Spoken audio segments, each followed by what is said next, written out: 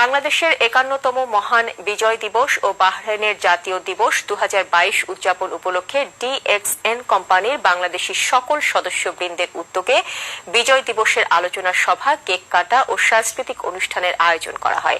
NTV Bahrain প্রতিনিধি সৈয়দ মামুন হোসেন জানান, দেশটির রাজধানী মানামায় নিজস্ব অফিসের হল রুমে আলোচনা সভা এস.আর. মোহাম্মদ সেলিম হোসেনের উপস্থাপনায় এতে প্রধান অতিথি ইডিটি মোহাম্মদ নুরুল আফসার তার বক্তব্যে বলেন, প্রবাসীদের স্বাস্থ্য সুরক্ষা, ভালো কাজের সহযোগিতা করা কিংবা ভালো কাজের প্রতিযোগিতা করা আমাদের লক্ষ্য।